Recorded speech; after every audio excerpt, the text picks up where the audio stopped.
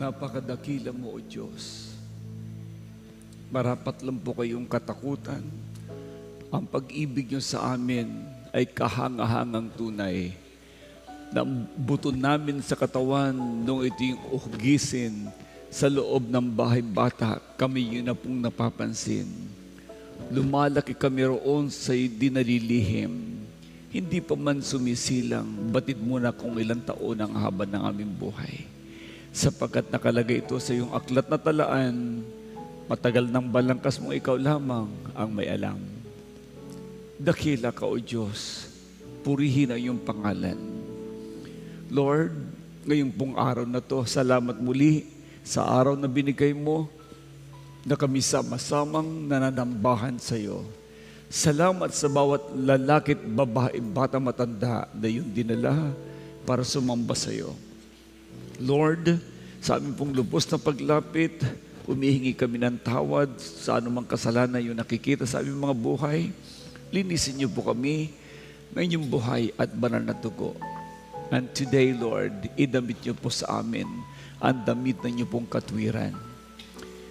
I pray today, bless all the worship services ng JA1 Church worldwide.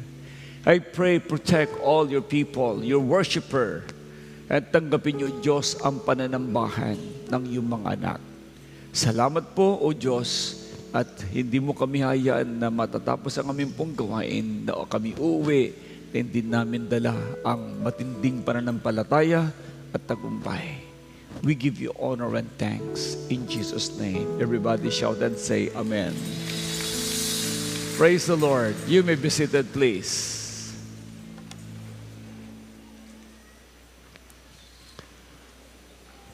The Bible says in the book of Luke chapter 4 verse 18 up to 19, the Spirit of the Lord is upon me because He has anointed me to preach the gospel to the poor. He has sent me to heal the brokenhearted, to preach deliverance to the captives and recovering of sight to the blind, to set at liberty them that are bruised, and to proclaim the acceptable year of the Lord. Our God is Jesus, the Anointed One, the miracle-working God. Amen. Praise the Lord. J1 Culture, sabay-sabay natin bigkasin ito. Go. I am a blessing. I am anointed. I am a deliverer. I am a good follower. I don't destroy, I build. I'm not seasonal. I appreciate everyone, everything. I am part of something big. I'm in partnership with Christ. And I am not extreme. J1 Culture. Praise God. Good morning. Are you all excited today? Merry Christmas. Sino po ang naka-attend sa ating pong anniversary celebration? Raise your hands, please. Oh, thank you. Sino naman ang hindi naman nakapunta dahil sa sobrang kabisihan yata? Raise your hand. Ang daming hindi nakapunta sa anniversary. You missed that one. Na-miss niyo po yun. Alright, sa lahat po ng mga ngayon lang po nakarating po dito, itaas nga po ninyo mga kamay. Welcome. Welcome, mga first-timer. Welcome. Welcome to the family of God. Ito man Jesus Anointed One Church na nagtuturo ng salita ng Diyos, full gospel Christian ministry. At kayo po invited ng inyong po mga friends, mga loved ones nyo. It is because pinag-pray po nila kayo mabuti, na kayo po'y ma-born again na katulad po nila. And you will understand why you need to be born again. After this service, meron po kayong doon sa welcome room, kayo po ay papupuntahin upang sa gayon ay lalo po namin kayong makilala. Okay? So ngayon, sa lahat ng mga nasa online ngayon, good morning sa inyong lahat. And good evening sa Northern America and Southern America. As well, sa iba't ibang part ng Europe, early in the morning po dyan. Sa Middle East, early in the morning. At tanghali naman ngayon sa part ng Australia at saka ng New Zealand. So for your information, J1 Church is a worldwide church. Worldwide po ito. At sa biyaya ng ating pong Panginoon, ay meron siyang magandang ginagawa sa lahat ng mga gawain ng ating pong churches. Praise God. Kaya, please continue to worship the Lord sapagkat there is always a blessing from God every time you worship Him. And definitely, as you go deeper in love with Jesus, then you will experience more of Him. All right. So this time, let me share something to you ang ating pag-uusapan ngayon dahil sa Pasko po ngayon, di po ba? And by the way, in advance, we will have a Christmas fellowship on the 25th. Sa mismong Kapaskuhan, 25 po yun, ay alas 10 hanggang alas 12, tayo po ay pupunta dito para sabay-sabay po tayo mag-worship kay Lord. Okay? Birthday po ni Lord yun. Kaya don't miss it. At yun po ay Christmas fellowship po natin. So marami pong mga pamaskong handog na ibibigay si Lord sa ating lahat. Amen? Okay. So ngayon, ang ating pong topic is about the powerful name of Jesus. Bakit yan ang pag-uusapan natin ngayon? The powerful name of Jesus. Sapagkat ngayon pong December, pinag-uusapan po ay ang Christmas. Pinag-uusapan ang kanya pong kapanganakan. At naalala ko po ang isa pong kwento pong ito. Doon po sa village sa part ng Detroit, ay mayroon pong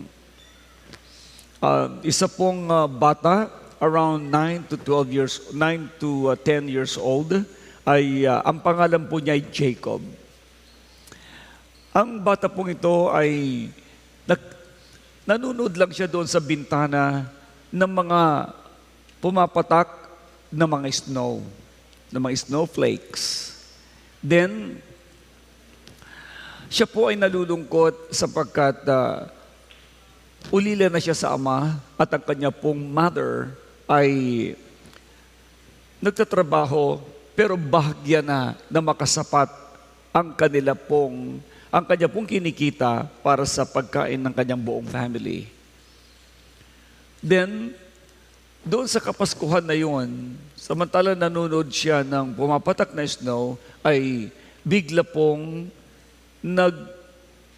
tumaginting ang kampana. Na ibig sabihin, panahon na ang mga tao ay mag-worship. Kaya't siya ay nagsuot po siya ng damit ng kanya pong tatay na jacket para lamang po hindi masyado siyang ginawin. At pagdating po niya doon sa church, ay nakinig siya sa sinabi po ng pastor na ipinanganak ang isang sanggol at pangangalanan niya itong Jesus. Na ibig sabihin, siya ang magliligtas sa kasalanan ng sangkatauhan. At binigyan ng diin ng pastor na ang Panginoon Jesucristo ay regalo ng ating Amang sumasalangit. Then, itinuro niya yung Belen na mayroon pong estatwa ng maliit na Jesus, tapos nandoon si Mary at nandoon din si Joseph at may mga pastor na nakapaligid na sila'y naghandog ng kanilang mga offering doon kay Jesus. So gesture po yun. Then, siya po ay natouch at umiiyak po siya. Sabi niya, si Lord ibinigay niya ang kanyang buhay para sa akin. Siya yung dakilang regalo. Ano naman ang maibibigay ko sa kanya, mahirap lang ako, sabi ni Jacob. Kaya siya ay lumapit doon sa Belen at pagkatapos doon, ginaya niya yung mga pastor doon. Pero ang kanya pong dala-dala ay yung kanya pong pangmerienda sa hating gabi na maliit po na tinapay. Lumuhod po siya. At sa kanyang pagluhod, ang sabi niya, Panginoon, ito lang po yung may offer ko sa iyo dahil wala po ako. So kinuha po niya yung tinapay niya yon sa kanya pong packet. At sabi niya, ito lang ang may offer ko sa inyo. Tapos siya iyak ng iyak. Hindi dahil sa siya mahirap, kundi umiiyak siya dahil doon sa matinding pagmamahal ng Diyos na ibinigay sa sangkatauhan, na ibinigay ng Panginoon ang kanyang buhay, ang kanyang bugtong na anak, nagkatawang tao. At dahil po doon, na-overwhelm siya, iyak siya ng iyak. Lumapit yung pastor sa kanya at ang sabi niya, bakit ka umiiyak? Sabi niya, na-overwhelm ako sa matindi pong pagmamahal ng Diyos po sa atin. Tapos nakita ng pastor yung kanya pong maliit na tinapay na ini-offer. Alam niyo, nanonood pala yung maraming tao doon. Then, sila nag-iiyakan. After that, nung na-dismiss na po ang service, nagawian po sila. That was 10 o'clock in the evening. Nagulat po si Jacob na nakauwi na po siya. Siya'y matutulog na. Pati yung kanya pong ina, dahil wala naman po silang pag Noche Buena. Biglang may kumanta ng mga kapitbahay. Iniisip niya mga ngaruling. So bumangon din siya at iniisip niya, sasabihin na lamang niya, pasensya na kayo dahil wala naman talaga kami. Yun ang iniisip po niya. Ganon din ang kanyang mother. Ngunit nagulat siya. Pagbukas ng bintana at ng pintuan nila, grabe ang mga magkakapitbahay. Dala-dala ang maraming regalo, pagkain. At sila nagsasabing, salamat. Nakita namin na ang nalalabi mong tinapay ibinigay mo kay Lord, niregalo mo siya. Ito naman ang ganti para sa iyo. Kami nagpapasalamat dahil nakita namin na ibinigay mo ang gapiranggot na meron ka. Ito ang gantimpala ng Diyos para sa iyo.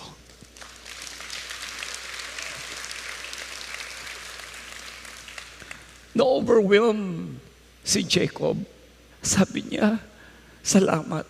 May nagdala sa kanya na sapatos, damit, at pagkain ng buong pamilya. Gusto ko malaman ninyo na ang Pasko ay isa pong pagpapakita at pag-remind ng pag-ibig ng Diyos po sa atin. At hindi rin po pala mahalaga kung ano ang malaki at maliit na mayroon tayo. Ang mahalaga po pala ay matutunan natin pasalamatan ang Diyos sa kanyang matinding kabutihan na hindi pwedeng pantayan ni naman. We are loved by the Lord. Alam niyo, nakakaiyak dahil ang totoo, sobrang pagmamahal ng Diyos sa atin. Iniwanan ng Diyos ang kanyang trono, bumaba sa lupa para lamang siya'y maging regalo. Irigalo niya yung kanyang buhay sa ating lahat para tayo po ay mabuhay. Are you thankful for that? Praise God. Sa aklat ng Isaiah chapter 9 verse 6, ang sabi niya, for unto us a child is born, unto us a son is given, and the government shall be upon his shoulder, and his name shall be called Wonderful Counselor, Mighty God, the Everlasting Father, and the Prince of Peace. Sa Tagalog, sapagkat isinilang ang isang sanggol na lalaki para sa atin.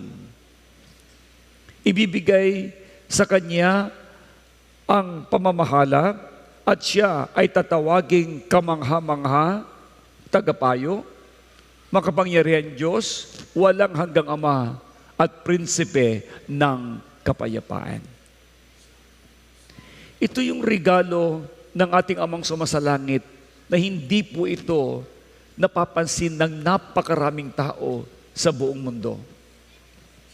Alam nyo, ang Isaiah chapter 9 verse 6, isa po itong propesya about the coming of our Lord Jesus Christ na nagpapahayag ng kanyang divine nature, ng kanyang pagka-Diyos, ng kanya pong mission, at ng pagpapala niya na kailangan dalhin sa sangkatauhan. Alam niyo, hindi lamang po itong it's time to give and it's time to receive, kundi kailangan maintindihan ng buong sangkatauhan na mayroon Diyos na lumikha sa kanila at Diyos na nagmahal sa kanila, na mula sa kasalanan ng tao, sila ay matubos at makawala sa anumang sumpa ng kadiliman. Kaya nung ang Panginoon Jesucristo dumating sa mundo, hindi para lamang siya maghari, kundi ipadama ang kanyang kakaibang pag-ibig. Kaya ibibigay ko sa inyo ang ibang mga ilustrasyon po dito na ang verse na ito ay nag-highlight ng 5 powerful names that describe who Jesus is and what He does. Dito mo makikita kung sino siya at kung ano ang kanyang ginawa, kung bakit siya narito sa lupa sa mga panahong yun. Ang una, walang iba kundi ang pangalan ni Jesus ay Wonderful. Bakit tinawag siyang Wonderful? Jesus is extraordinary, surpassing human understanding in His power, wisdom, and love. Siya po'y hindi isang ordinaryong tao. Kaya nga extraordinary na hindi kailanman mapapantayan ang kanya pong kapangyarihan, ang kanyang matinding pangunawa, ang kanyang wisdom, at ang kanyang pong pag-ibig. Ang ating pong Panginoon Jesucristo ay hindi lang siya isang wonderful, kundi ang sabi nga ng Psalm 145 verse 3, great is the Lord and greatly to be praised, and His greatness is unsearchable. Pag sinabi natin unsearchable, hindi po natin lubos na maunawaan. Hindi kayang isipin ng tao ang kanyang sobrang karunungan, ang kanya pong kadakilaan. Why?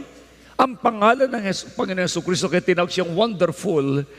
Saan ka nakakita na nung siya nagkatawan tao, ipinakita niya na ang mismong tubig ay gawin po niya itong alak.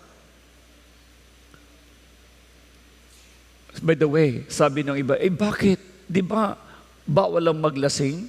Bakit si Jesus gumawa ng alak?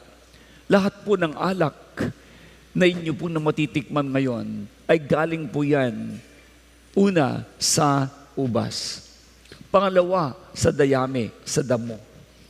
Mga bagay na pinanis. At pagkatapos doon, pinakulungan at naging alcohol po ito. Made of hay and made of juices, prutas, at ng iba pang mga galing sa tuba o whatever. Alam nyo, ang alak na ginawa ni Jesus ay made of water. Kaya wala pong nalasing. Okay? Kaya huwag niyo pong sasabihin na, si Jesus nga gumawa ng alak, di pwede palang uminom. No? Pwede ka sigurong uminom kung yun ay made of water na alak. Okay? Now, so, kaya siya wonderful dahil mula sa tubig, nakakreate siya ng alak nang sabi ng Biblia, napakasarap at wala pong nalasing. Kaya siya wonderful dahil siya ay nagpamulat ng mga bulag na mga mata, nagpalakad ng mga pilay, nagpagaling ng mga may sakit, nagpalayas ng mga demonyo. Ganun po kahanga-hanga ang ating Panginoon. Kaya tinawag siyang wonderful. Na hindi kayang pantayan ng sinuman. Kaya sabi natin lahat, wonderful. Ang ibig sabihin ng wonderful sa Tagalog ay kahanga-hanga. Kaya nga, kung paano siya nagpagaling ng mga may sakit, iyan ang power ni Jesus. Kaya huwag niyong kailanman mamaliitin ang pangalang Jesus, Jesucristo. Nakakalungkot, may mga taong ang tawag lang po kay Jesus ay tao lang. Nakalimutan nila siya ay wonderful.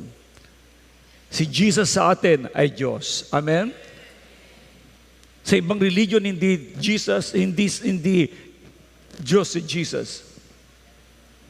Pero sa atin, siya ay Diyos sapagkat siya ang Diyos ng Biblia. Siya ang nagpakita ng mga kamanghamanghang bagay at nagmahal sa atin. That's why He is so-called wonderful. Now, anong gagawin mo ngayon?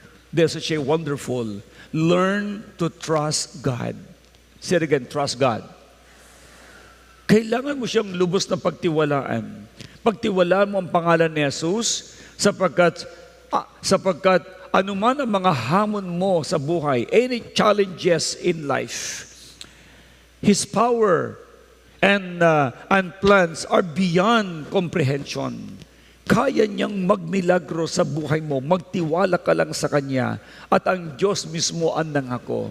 Hindi pababayaan ng Diyos ang taong nagtitiwala sa Kanya.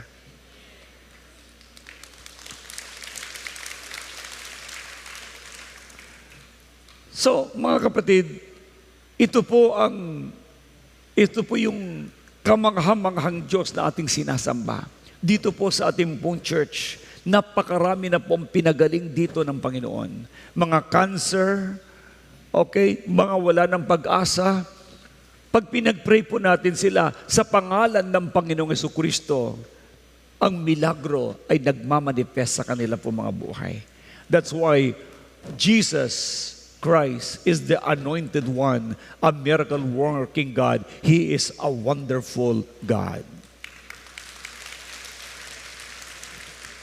Sabi mo sa katabi mo, trust Jesus. Yes. Kapag dumarating yung mga problema mo sa buhay, may mga challenges ka, magtiwala ka. Kasi ang kanyang kapangyarihan at ang kanyang mga plano ay beyond our comprehension. Beyond yan sa inyo pong kaisipan. Bakit ang tao ay laging nananangan sa kanyang narinig at nakita? Ang Diyos hindi mo nakikita, pero siya'y gumagawa ng himala kapag ikaw ay nagtitiwala sa Kanya. Amen? Praise God. Number two, ang pangalan ni Jesus Christ ay tinawag itong Counselor, tagapayo. Bakit Counselor? Okay, number 2, Counselor. Okay, Jesus is our perfect guide. Siya po ang perfect guide, offering wisdom and direction in every situation. Ulitin ko muli, siya yung counselor natin. Siya yung pinaka-perfect guide ng ating buhay. Siya nag-o-offer ng wisdom at direction in every situation. Sabi nga ng Book of Psalm 32 verse 8, ang sabi niya, I will instruct you and teach you in the way you should go. I will counsel you with my loving eyes on you. Ang sabi niya sa Tagalog, ang sabi ni Yahweh, aakayin kita sa daan, tuturuan kita at laging papayuhan. Kaya ang Diyos po natin ay dakilang tagapagpayo. Huwag kang manangan sa sarili mong karunungan. Manangan ka sa karunungan ng Diyos. As you seek God, ang Diyos naman ay magbibigay sa iyo ng direksyon sa buhay. Kaya ang word niya ay, apart from me, you can do nothing. John chapter 15, verse 15. Verse 5. Maliban sa akin, wala kang magagawa, sabi ng Panginoon. Ang isa po example po dyan, mga minamahal, ay doon sa Book of John chapter 4, na si Jesus Christ ay kausap niya yung Samaritana. Yung Samaritana pong yun, na isang babae, ay kanya itong ginabayan. Kanya itong pinayuhan. Okay. At binigyan po niya ito ng spiritual truth and transformation. Isa po siyang babae na maraming asawa. Pero napayuan po siya. At yung pong babae na yon ay nagkaroon ng repentance at siya po ay nagbagong buhay. At siya naging way para ang buong Samaritan village ay makakilala sa ating pong Panginoong Hesukristo. Mga minamahal, huwag kayong hihingi ng payo sa mga unbeliever. Maski matatalino ang mga taong nasa paligid, Pag wala pong Diyos, ang ipapayo po niyan sa iyo ay ang sarili nilang karunungan. Ang Bible ay sapat na at ang mga pastors na hihingan nyo ng payo ang siyang makapagbibigay sa inyo ng tamang direction. Tingnan niyo po yung mga kaibigan niyo at kapitbahay ninyo na unbeliever. Kapag kayo po inaapi ng ibang tao at humingi ka ng payo, ang sasabihin nila kaagad, ay gumanti ka! Ay pwede bang gaganyanin ka? Ay pwede ba yun na basta-basta na lamang ganyan? So, ang laging pagpapayo nila ay paghihigante. No. Ang payo ng isang taong matalino, kapag ikaw ay inaapi, ang ipapayo lang sa iyo, patawarin mo na lang siya. Hayaan mo na. Mamuhay ka ng mapayapa. Huwag ka na makipag-away. Magpatawad ka. Why? Ang sabi ng Bible, ang tao na hindi nagpapatawad, hindi rin siya patatawarin ng Amang sumasalangit. Yan ang sinasabi ng Bible sa Matthew chapter 6, verse 15 to 16, 14 to 15. Kaya kung ikay hindi nagpatawad, edi hindi ka rin patatawarin ng Panginoon. Paano ka maliligtas? Sandali, may kausap pa ba ako dito? Mahalaga po ang aking sinasabi sa inyo ngayon. Kaya huwag kang hihingi ng payo sa unbeliever. Hihingi ka lang ng payo sa mga God-fearing people and they will give you the right advice. Now, bakit sa mga believer ka hihingi ng payo? It is because Jesus Christ is with them and Jesus is with you. So, meaning to say, apply the principle of the Bible dahil ang Biblia ang nagbibigay na ng tamang payo sa buhay ng isang tao. At yan po kasi ang salita ng Diyos, kaya ang tawag sa Kanya ay Counselor. Counselor. Kaya mga kapatid, kung kayo po ay nako-confuse, meron kayo mga burden, seek Jesus in prayer and through His Word. Hanapin mo ang Panginoong Jesucristo, manalangin ka, basahin mo ang salita ng Diyos, and He provides wisdom. Say wisdom. Bibigyan kayo ng karunungan that brings clarity and peace. Bibigyan kanya ng kaliwanagan at kapayapaan. He is a great counselor. Number 3, ang pangalan ni Jesus ay tinawag po itong the mighty God, makapangyarihang Diyos. Jesus is not just a human king. He is the all-powerful God who rules over creation. All-powerful si Lord. Huwag niyong iisipin na ang Diyos ay may limitasyon. No. God is unlimited God. Kaya nga ang tawag sa Kanya ay makapangyarihan Diyos. The mighty God. Ang sabi ng Matthew chapter 28, verse 18, all authority in heaven and on earth was given back to me.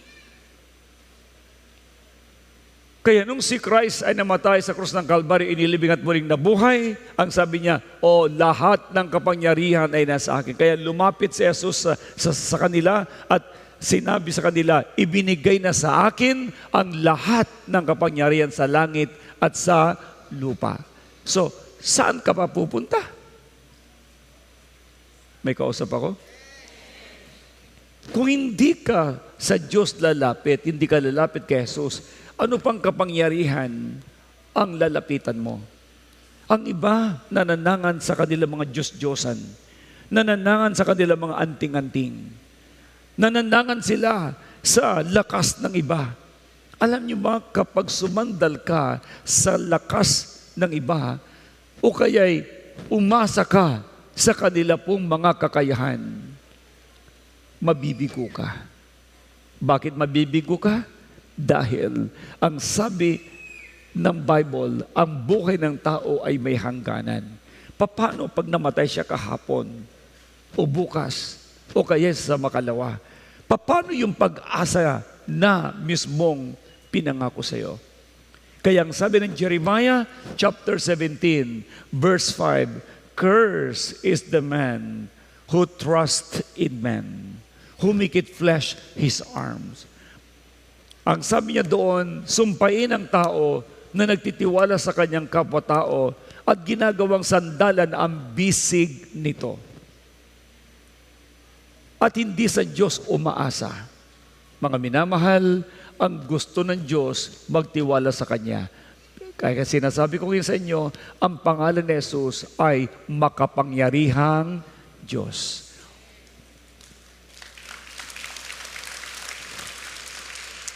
Why? Namatay inilibing, muling nabuhay. Kaya makapangyarihan po siya. Kaya nga, all authority has been given to me, sabi ni Jesus Christ. Now, ang example po dyan, si Jesus demonstrated His divine power by claiming the storm. Napansin nyo, calming the storm, calming the storm. Pinakalma niya. Saan ka nakakita? Bumabagyo, ang lakas ng hangin, ang lakas ng alon. Aba, ang sabi nga ng mga Mark chapter 4, verse 35 to 42, sabi nga niya, "Stop, be calm." Ay pagkasabi lang ng ganon, yung alon ay huminto. Naging panatag kaagad ang paligid. Yun ang proof na ang Diyos ay may authority over nature and life itself. Saan ka nakakita? Naglakad siya sa ibabaw ng tubig. Saan ka rin nakakita na isang utos lamang niya nangyayari? Meron po isang lalaki na lumapit sa kanya, isang centurion, sabi niya, "Agaw buhay po ang aking pong alipin. Pwede po bang pagalingin niyo po siya?" Sabi ni Jesus Christ, "Halika puntahan natin." Ang sabi po ng centurion, "Lord, magsalita lang po kayo. Gagaling na po ang aking pong alipin." Ang sabi ni Jesus Christ, "Ang tindi mo, ang tagal ko na dito sa Jerusalem. Ngayon lang ako nakakita ng isang pananampalatayang katulad mo na magsasalita lang ako, gagaling na ang alipin mo." Ang sabi ni Jesus sa centurion, "Umuwi ka na, magaling na ang iyong alipin."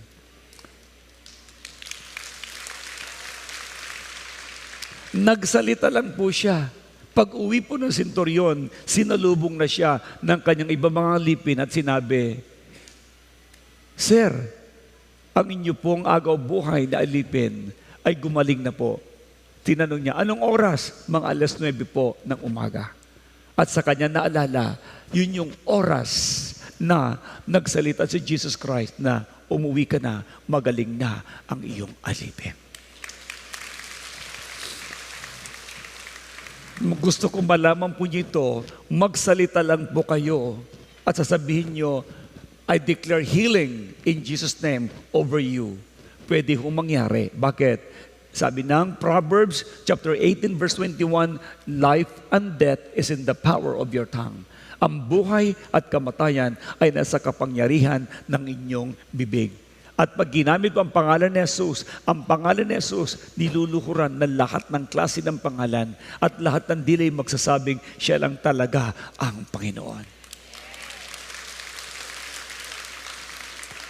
That's why please, huwag niyong mamalitin ang ating Diyos. Siya ang nagpapagalaw ng daigdig. He controls the nature. Kaya ang tawag sa Kanya ay the mighty God. So, anong dapat mong gawin? Rely on Jesus as your source of strength. Ulitin ko muli. Rely on Jesus, the source of your strength. Doon ka mag-rely. Dumipende ka sa Kanya. Nothing is impossible for Him. And He is able to overcome any obstacle in your life. Ano man ang sitwasyon mo, ang pangalan ng Panginoon Kristo ay all-powerful po siya. You will be amazed. That's why, huwag kang kailanman magdududa sa Diyos na sinasabi ko sa inyo, lahat ng tuhod ay lulukod sa Kanya. Kaya lahat ng problema mayroon ng tao, ang kasagutan ay ang pangalan ng Panginoong Hesukristo. Everybody say, Jesus Christ is my Lord. He is my Savior. He is the all-powerful God. He is a mighty God. He created me. He blessed me.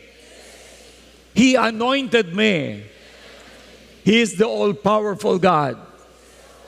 I keep trusting Him. Sabi mo sa kaliwat kanan mo, trust God. Palapakan natin ang Panginoon. Yan. Now, number 4, the everlasting Father. Ang pangalan ni Jesus Christ at ang kanyang pong power, ang tawag po sa kanya ay the everlasting Father. Walang hanggang Ama. Bakit walang hanggang Ama? Ang title po, nagre-reflect dito ay ang Jesus Care. Siya po ay mayroong pag-aalaga. So this title reflects Jesus Care, His provision. Siya po ay nag-aaruga, nag-aalaga. Siya po ay provider. Siya po ay nagsusupply ng pangailangan natin. He is at the same time eternal nature. Meron siyang eternal nature. Eternal ang kanya pong pagka-Diyos. Hindi po nababawasan ang kanyang pagka-Diyos. Sabi ko nga, pwedeng ikaw ay magsasabing hindi ka sasamba kay Lord o kaya hindi ka pupunta kay Lord. Tandaan nyo, hindi nababawasan si Lord. Ikaw ang nawawalan. Pag hindi ka nag-worship, hindi nawalan si Lord, ikaw ang nawalan. Pag hindi ka nagbigay ng para sa Kanya, hindi siya nawalan, ikaw ang nawalan. Tandaan mo, lahat ng gagawin mo para sa Kanya ay para sa iyo.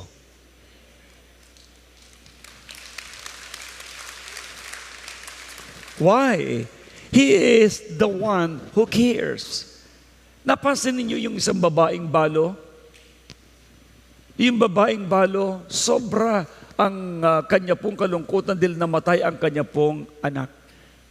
Lumapit si Jesus Christ. Because I care, binuhay niya yung anak ng babaeng balo. Ang Diyos ay hindi lang Diyos na dapat sambahin. Siya'y nag-aalaga. Siya ay concerned sa sitwasyon ng mga tao. Ang kailangan lang ng tao ay lumapit sa Kanya para sa gayon ay maipadama niya ang Kanyang pag-ibig sa kanila. Saan ka nakakita? Yung pong napakaraming taong sumusunod sa Kanya, nagutom na. Pero, tayka, pinakain niya 5,000 tao sa pamamagitan lamang ng dalawang isda at 7 tinapay. Gusto ko malaman po nito because He cares, He provides your needs. He is the great provider. Yan ang ating Diyos. Wala ni isa man JA1 people na magugutom. Maniwala kayo. Bakit? Jesus cares. Siya po ay may provision. Hindi lamang po yun. Hindi niya pwedeng i-deny ang kanyang sarili because He is the great provider. Maging sa Old Testament, He blessed Abraham. He blessed Jacob. He blessed Isaac. He blessed David. Gusto ko rin malaman ninyo, ang Diyos na yan ay hindi nagbabago kahapon, ngayon at magpakailanman. Siya yung Diyos na nagbibigay ng pangangailangan ng tao at nagsusustain ng mismong lakas mo hanggang ngayon. That's why don't ever doubt God. He is the God who is everlasting Father.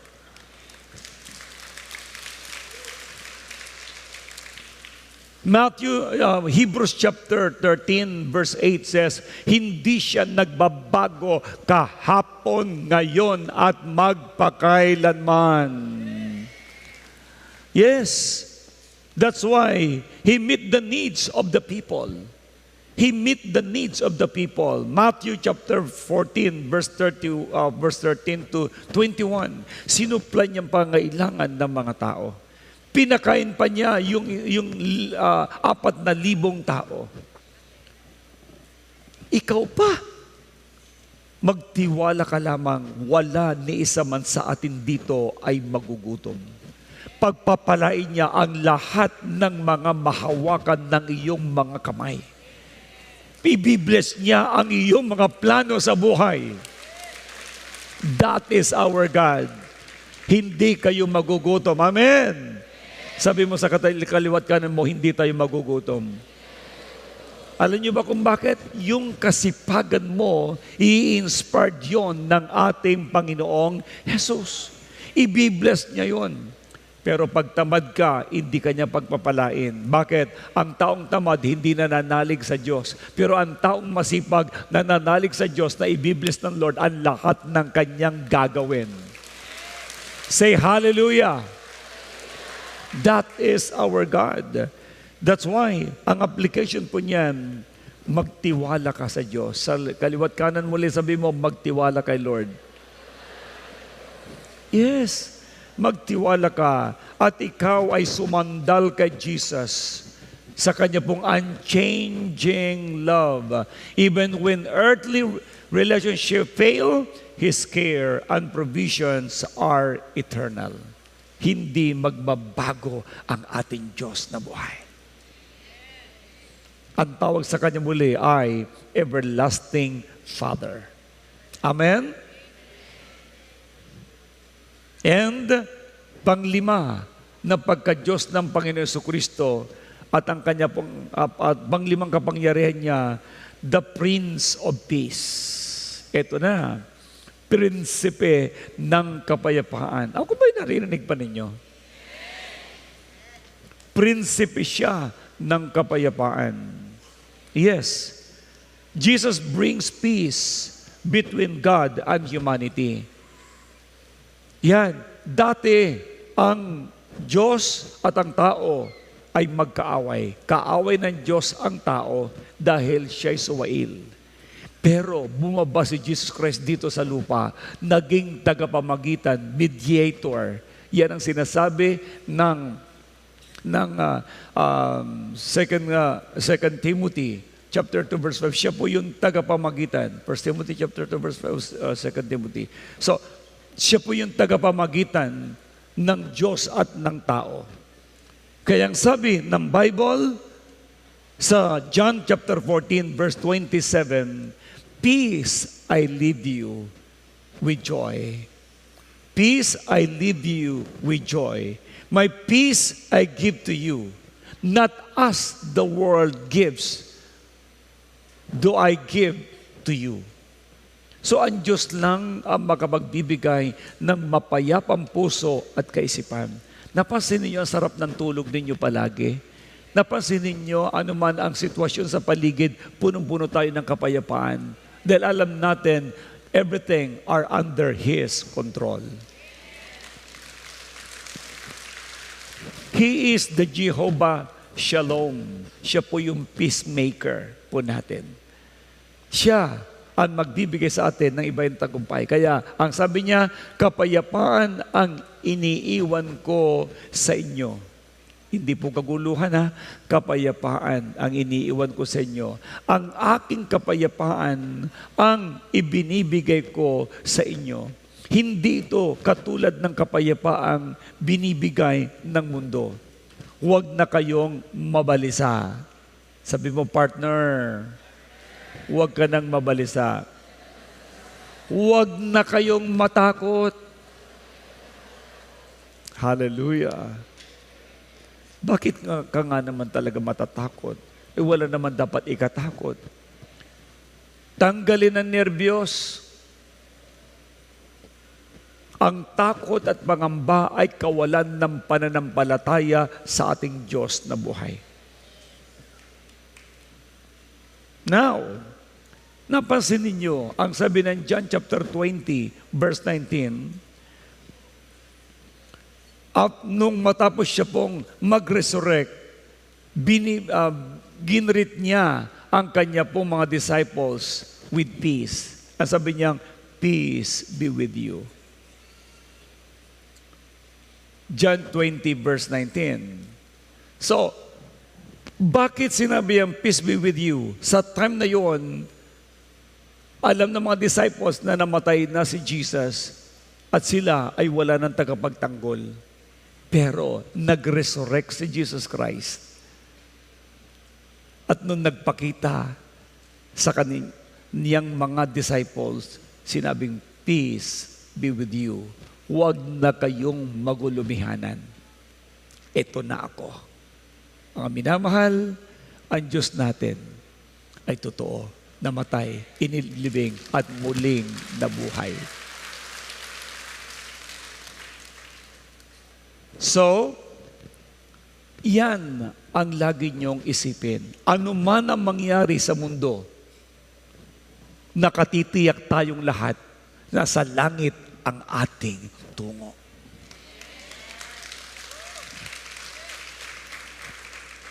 Ano man din ang sitwasyon ng pamilya mo, hanggat nananalig kayong buong pamilya kay Jesucristo, may magandang kinabukasan ang buhay niyo. Huwag kang apurado sa anumang gusto mong makita at matanggap. Kalmado ka lang. Bakit? Habang may ginagawa ka na ikapupuri ng Diyos, may ginagawa din ang Diyos na ikaw ay masusorpresa. Kaya mga minamahal, sabihin natin muli, ang buhay ko ngayon, lalong gumaganda. Pabuti ng pabuti. Pangat ng pangat ang buhay. Payaman ng payaman. Pabanal ng pabanal. Sino yon?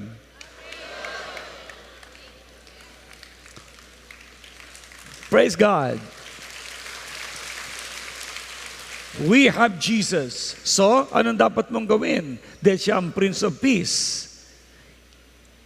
In a world full of chaos, allow Jesus to rule in your heart and bring His peace into your life. And interaction with others. Kaya ano man ang kaguluhan, hayaan mo si Lord ang maghari sa buhay mo. Huwag ka nang matakot. Yun lang, kalmado lang. Lord, thank you. You are with me. May mga tao minsan nababangungot. Takot na takot. Pero nung binigkas nila ang pangalan ni Jesus, nawala ang pagkabangungot. Jesus Christ is a powerful name. Now, balikan natin muli ang Isaiah chapter 9 verse 6. Ni-reveals po niya dyan, ni-reveals niya ang mga multifaceted nature of Jesus Christ. He is wonderful in His works. A wise counselor. Ano pa? Mighty God. Our everlasting Father. And the Prince of Peace. Yan ang reason kung bakit may Christmas. Ang Christmas, mga minamahal, ang nagpapahayag ng matinding kadakilaan ng ating Diyos. Na ito ay iti-treasure natin palagi. Hindi lang tuwing December, kundi every day ng buhay natin. Ang Christmas ay isang napakamakasaysayan. Pwede ba pag bumati kayo, huwag niyong gagamitin yung salitang Merry Xmas. Huwag niyong gagamitin yung X. X means unknown.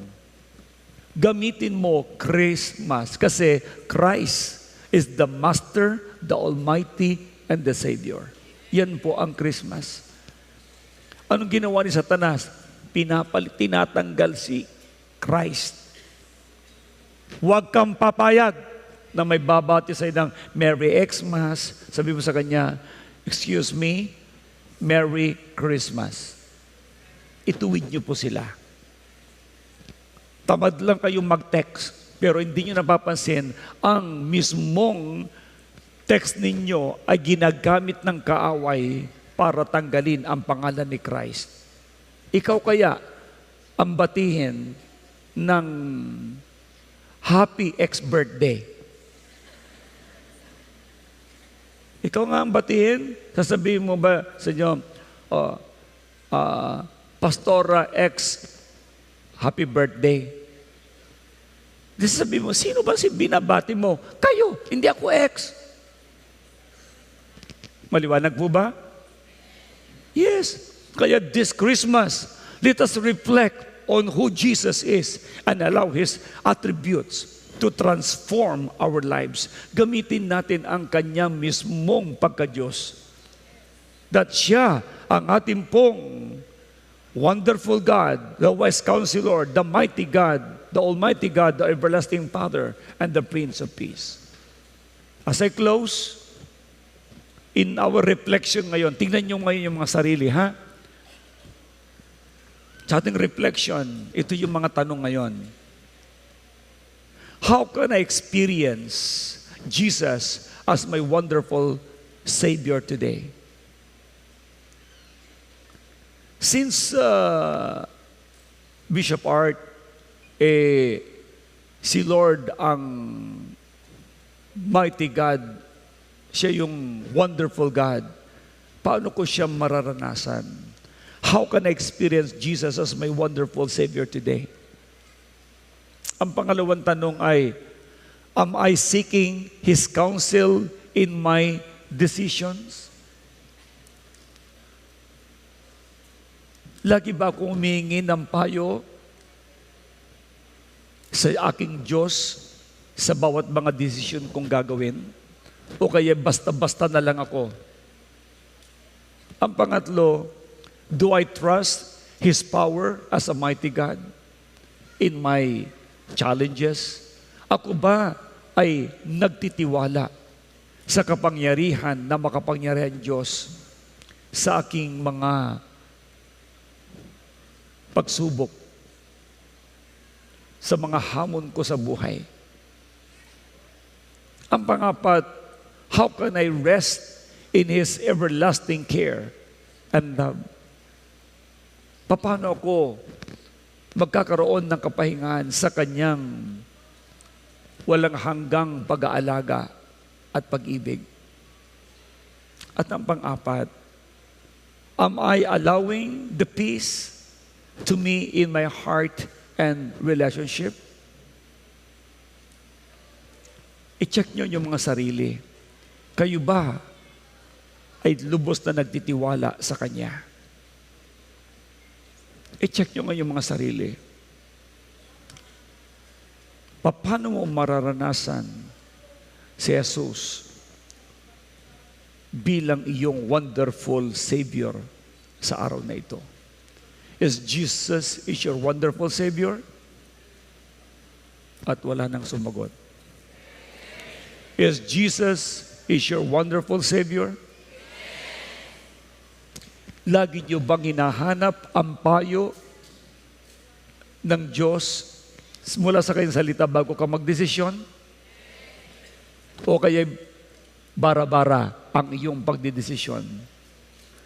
Ikaw ba ay nagtitiwala sa kanyang kapangyarihan kapag ikaw ay dumaranas ng mga hamon sa buhay? Very good. O, paano ka magtitiwala? Paano ka magkakaroon ng kapahingaan sa Kanyang walang hanggang pag-aalaga at pag-ibig? Lubos ka ba talagang nagtitiwala sa Kanya? Praise God. Kung ganon, mapayapa ang buhay mo. At inaalaw mo ba ang Kanyang kapayapaan na maghari ito sa puso mo at maging sa relasyon mo sa kapwa mo? Mga minamahal, this is a very important question. How to have a reflection of ourselves. Kaya ang sabi ng aklat ng Philippians chapter 4 verse 7 says, "And the peace of God which surpasses all understanding will guard your heart and mind through Christ Jesus our Lord." Mga minamahal, ang di malirip na kapayapaan ng ating Diyos ang siyang patuloy na manguna sa ating puso at sa ating kaisipan. Yan ang reason kung bakit ang kapangyarihan ng ating Panginoon Jesucristo ay hindi po pwedeng lampasan or pantayan ng sinuman. Umasa ka lang sa Kanya, sa iyo ang ibayong tagumpay.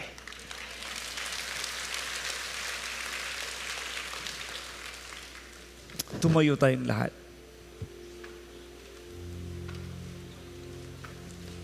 At sabihin natin sa Kanya, "You're the only one who saved my soul. You're the only one who sacrificed. You shed your blood in Calvary to wash my sins away. Lord, your mercy, grace never ends." Sabihin natin ito ngayon sa Kanya. "You're the only one who saves my soul. You're the only one who sacrificed. You shed your blood in Calvary to wash my sins away. Your love and mercy, grace never ends." Sing it again. "You're the only one who saves my soul. You're the only one who sacrificed. You shed your blood in Calvary to wash my sins away. Your love and mercy, grace never ends. I am here. I am here to serve you more. Serve you more. I am here to give my life as pleasing sacrifice.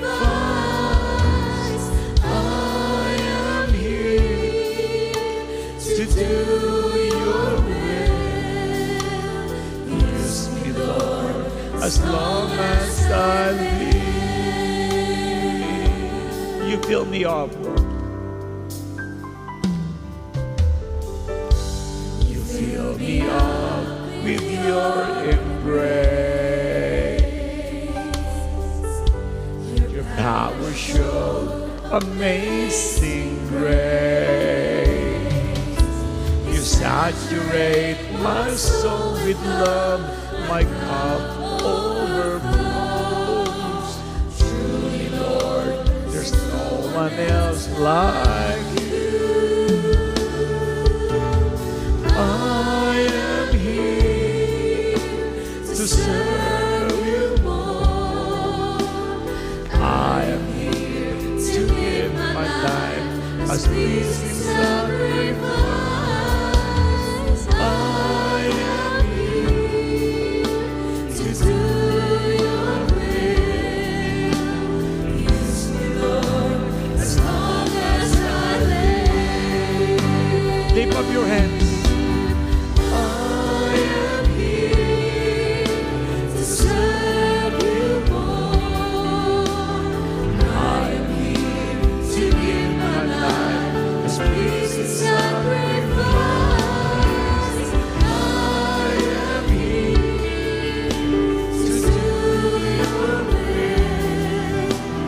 Use me, Lord, as long as I live. Use me. Take my life and use it for your glory. All that is within me will bless you, Lord.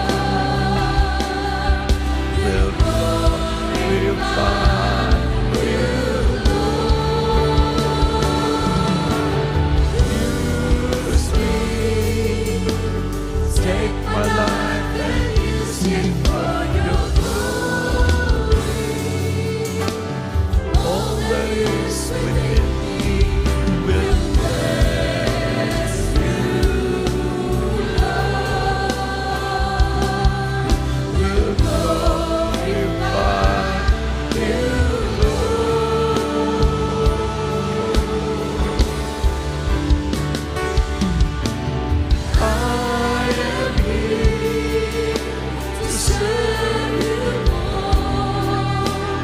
I am here to give my life as pleasing sacrifice. I am here to do your will. Use me, Lord, as long as I live. Use me, Lord, as long as I live. Use me, Lord, as long as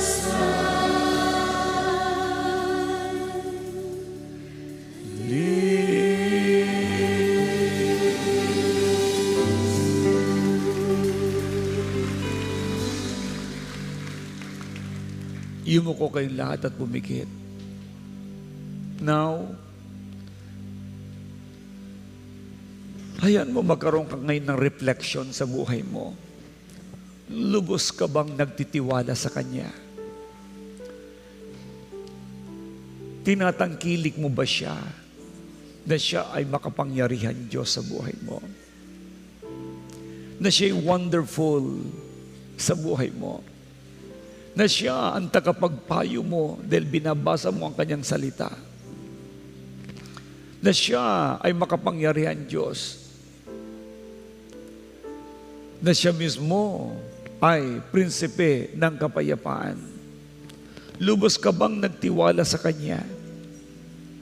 Hayaan mo na ang buhay mo ay magkaroon ng lubos na pagtitiwala sa Kanya. Since siya ang ating pong everlasting Father na nag-care sa ating lahat, huwag mo na siyang pagdududahan. Nabubuhay tayo dahil sa Kanya. Magtatagumpay tayo dahil sa Kanya. Magiging panatag ang puso't isipan natin dahil sa Kanya. Ang Kanyang kamangha-manghang kapangyarihan ay lubos mong pagtiwalaan. Ang karamdaman mo ay gagaling. Ang pangangailangan mo ay iyong makakamtan. Ang mapayapang puso't isipan ay sasa iyo. Kung ikaw ay nanangan sa sarili mong karunungan, humingi ka ng tawad sa Diyos. Kung nanangan ka sa sarili mong lakas, humingi ka rin ng tawad sa Diyos. Kung ikaw ay nabubuhay para lang sa iyong sarili at hindi sa patnubay ng Panginoon, humingi ka ng tawad sa Diyos. Sige, humingi kayo ng tawad. Ang Panginoon Jesucristo ay makapangyarihan. That is the name of Jesus, the all-powerful God. Believe Him. Trust Him.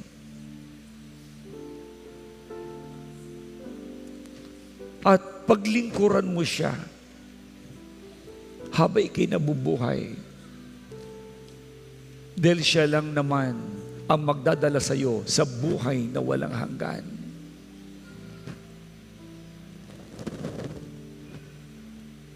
Lord, dinggin po ninyo ang panalangin ng inyong mga anak.